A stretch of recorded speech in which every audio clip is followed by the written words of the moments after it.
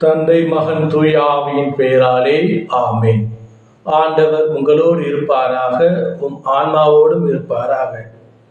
இறையேசுவில் பிரியமுள்ள இறை சொந்தங்களே, மற்றும் ஒரு புதிய நாளிலே உங்கள் அனைவரையும் சந்திப்பதில் பெரும் மகிழ்ச்சி அடைகின்றேன்.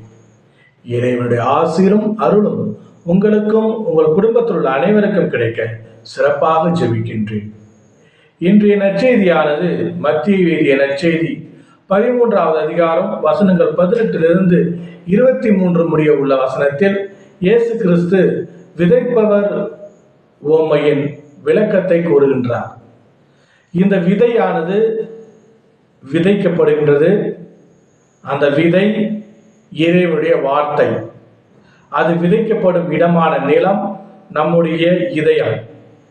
இந்த விதையை, அதாவது இறைவனுடைய வார்த்தையை நாம் எந்த அளவு பயனுள்ளதாக மாற்றுகிறோம் என்பதை பற்றித்தான் இன்றைய நற்செய்தி நமக்கு கூறுகின்றது. விதை விதைக்கப்படுகின்றது. சில விதைகள் வழியோரம் விழுகின்றன, சில விதைகள் பாறை மீது விழுகின்றன, சில விதைகள் முச்செடிகளில் விழுகின்றன, சில விதைகள் நல்ல நிலத்தில் விழுகின்றன. இந்த வழியோரம் விழுந்த விதை நடப்பவர்களால் மிதிப்பட்டு பயனில்லாமல் போகின்றது. இந்த பாறை நிலத்தில் விழுந்த விதை நல்லா வருகின்றது, ஆனால் வேர் இல்லாமல் கருகி போகின்றது.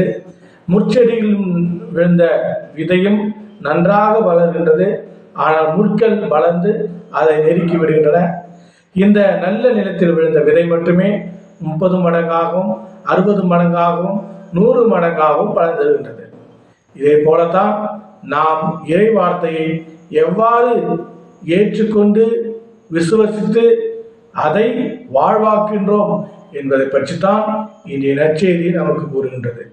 இறை வார்த்தையான இந்த விதையை நம்முடைய இதயமான நிலத்தில் வளர வைப்போம். அது சாதாரணமாக கிடையாது, 100 மடங்காக வளர வைக்க முயற்சி செய்வோம். அந்த வளர்ந்த அந்த இறைவனுடைய வார்த்தையை நாம் பிறருக்கும் பகிர்ந்தளிப்பதில் கடமைப்பட்டிருக்கின்றோம். ஆன்மீக இறை சொந்தங்களே, சிந்திப்போம்.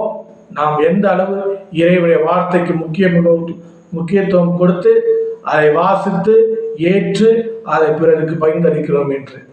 எல்லாம் வல்ல இறைவன் தந்தை மகன் தூய திராவி உங்கள் அனைவரையும் நிறைவாக ஆசீர்வதித்து காத்து வழிநடத்துவாராக.